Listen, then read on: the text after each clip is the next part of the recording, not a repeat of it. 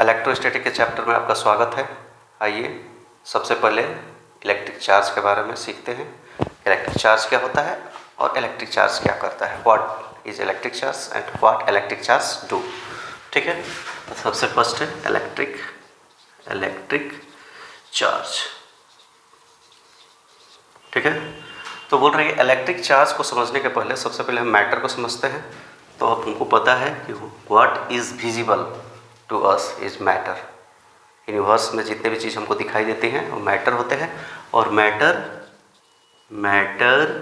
Is made of atom.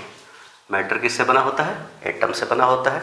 और atom के elementary part होते हैं। एटम्स के क्या होते हैं? एलिमेंट्री पार्ट होते हैं। और उस एलिमेंट्री पार्ट में जो मेजर एलिमेंट्री पार्ट होते हैं वो होते हैं हमारे पास इलेक्ट्रॉन, प्रोटॉन और न्यूट्रॉन। तो इसको हम एटम मान लेते हैं। इसके 3 पार्ट कर लेते हैं हम, इलेक्ट्रॉन, इसका सेकंड एलिमेंट्री पार्ट होता है प्रोटॉन, और उसका थर्ड एलिमेंट्री पार्ट होता है न्यूट्रॉन। कितना होता है? न्यूट्रॉन। ओके, बोल रहा है कि अब ये एलिमेंट्री पार्ट्स जो होते हैं एटम्स के एलिमेंट्री पार्ट्स हैं, तो एटम्स से मिलकर मैटर बनता है।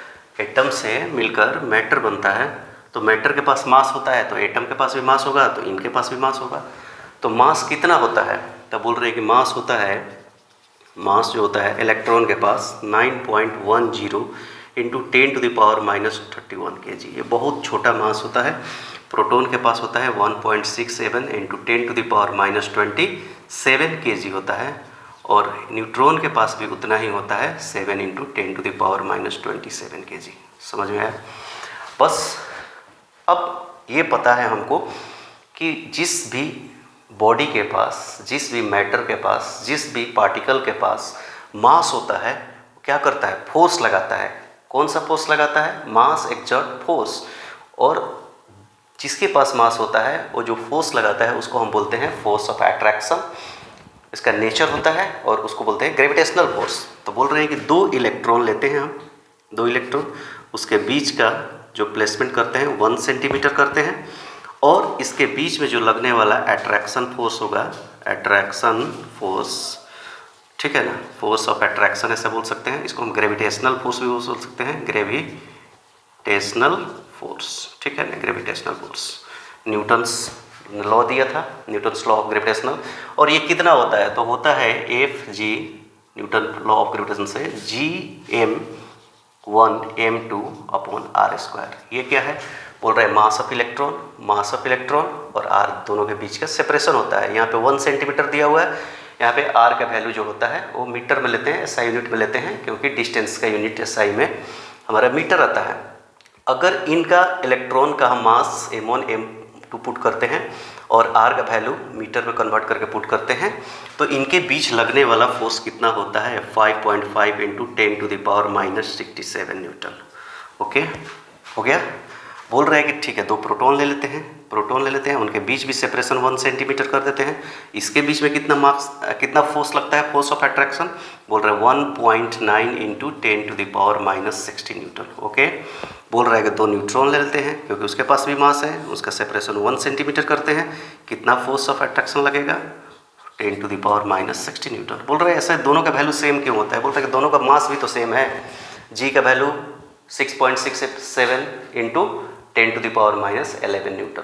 ओके, तो बोल रहे हैं कि इन दोनों के बीच अट्रैक्शन सेम होता है। बोल रहा है कि वैल्यू सेम है, और बोल रहा है कि इसके बीच का अट्रैक्शन, कि उसका मास अलग होता है, इसलिए इसके बीच का अट्रैक्शन फोर्स अलग होता है। ठीक है, बोल रहा है कि इस अट्रैक्शन के अलावा ये 2 इलेक्ट्रॉन के बीच एक एडिशनल फोर्स एक्सपीरियंस होता है, और उस फोर्स को हम कहते हैं इलेक्ट्रिक फोर्स। और वो फोर्स का नेचर कैसा होता है? Force of repulsion. क्या होता है? Repulsion, force of repulsion. और इसको हम दूसरे भाषा में बोलते हैं इलेक्ट्रिक फोर्स। ठीक है, इलेक्ट्रिक फोर्स। बोल रहे हैं कि ठीक है, इलेक्ट्रिक फोर्स है, फोर्स और रिपल्सन है, तो 2 इलेक्ट्रॉन के बीच में रिपल्सन फोर्स कितना लगता है? तो ये फोर्स का वैल्यू आता है 2.3 इंटू 10⁻24 न्यूटन। ठीक है, बोल रहे हैं 2 प्रोटॉन के बीच कितना लगता है? इतना ही लगता है, 2.3 इंटू 10⁻24 न्यूटन।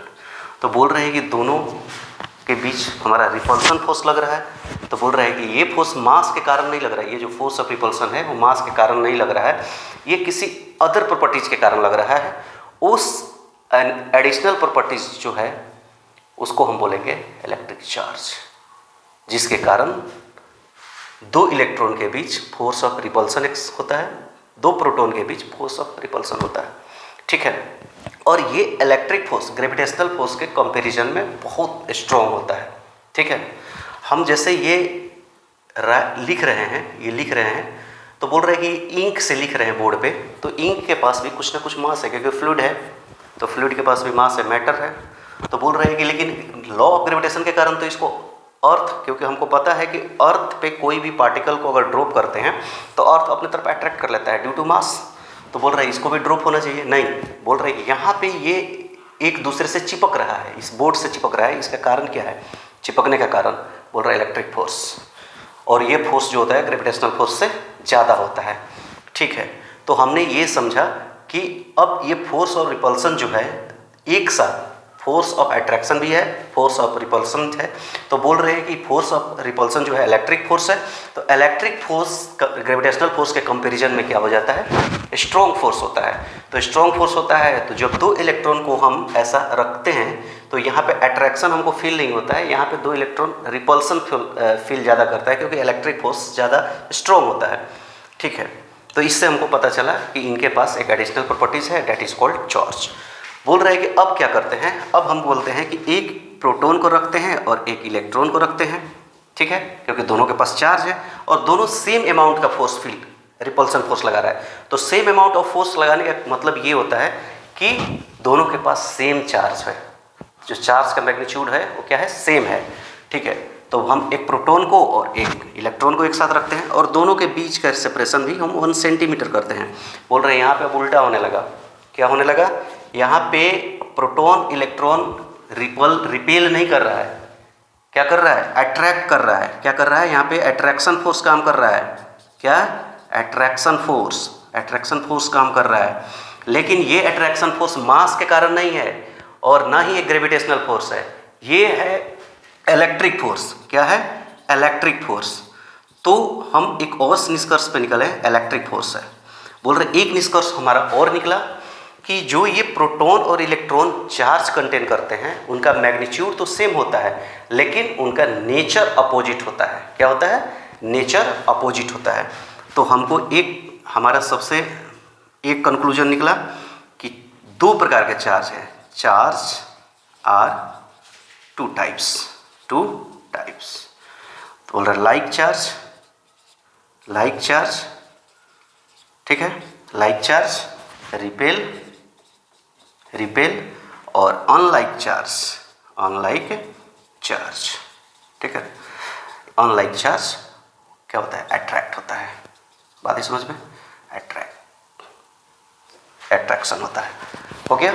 तो बोल रहे हैं कि दो चार्ज, अब बोल रहे हैं कि इसमें से हमको किसको देना है कि ये पॉजिटिव चार्ज होता है और किसको देना है कि निगेटिव चार्ज देना है, ये तो बात की कहानी है। सबसे पहले हम चार्ज को डिफाइन कर लेते हैं। What is charge? तो लिखेंगे कि चार्ज इज बेसिक, क्या है? Basic property associate with elementary particles which is responsible for electric force। आ गया? बोल रहे हैं कि चार्ज एक बेसिक प्रॉपर्टीज है, और वो बेसिक प्रॉपर्टीज क्या है? बेसिक प्रॉपर्टीज ये है कि वह इलेक्ट्रिक फोर्स के लिए रिस्पॉन्सिबल है। बोल रहे हैं ग्रेविटेशनल फोर्स के लिए कौन सा रिस्पॉन्सिबल है? मास है। तो बोल रहे हैं कि चार्ज जो है वो इलेक्ट्रिक फोर्स के लिए रिस्पॉन्सिबल है। ठीक है, दूसरे लैंग्वेज में अगर हम लिखना चाहते हैं तो लिखते हैं कि चार्ज इज इनहेरिएंट प्रॉपर्टीज या characteristic of characteristic of matter. ये हमारा चार्ज का डिफिनीशन है कि चार्ज इज इनहेरिएंट कैरेक्टरिस्टिक ऑफ, इनहेरिएंट का मतलब होता है कि सबसे बेसिक प्रॉपर्टीज, उसके आगे इसको बोलते हैं चार्ज। चार्ज के आगे क्या है? कुछ भी नहीं है, बोलते हैं चार्ज सबसे बेसिक। जैसे मास, मैटर है तो मास है, तो मैटर है तो चार्ज है। दो बेसिक कंपोनेंट है इसका चार्ज। बोलते हैं चार्ज को हम किससे डिनोट करते हैं? तो चार्ज को हम डिनोट करते हैं जो है वो हम Q से डिनोट करते हैं, ये रिप्रेजेंट करते हैं charge. Charge is represented by capital Q। अगर बड़ा चार्ज होगा तो छोटा चार्ज होगा तो हम उसके लिए स्मॉल q का यूज करते हैं। बात ही समझ में। चार्ज को मेजरमेंट कर सकते हैं क्योंकि ये फिजिकल क्वांटिटी है, तो फिजिकल क्वांटिटी है तो इसका यूनिट भी होगा। तो यूनिट होगा तो बोल रहे हैं कि चार्ज का यूनिट क्या होता है? तो coulomb is the SI unit of charge, और उसको हम डिनोट करते हैं किससे? C से, कैपिटल C से। हो गया। बोल रहा है कि अब ये फिजिकल क्वांटिटी है तो ये स्केलर है कि फैक्टर है? तो बोल रहे हैं ऑल, ये निश्चित ही स्केलर हुआ, इसके पास कोई डायरेक्शन नहीं है, ये स्केलर क्वांटिटी है।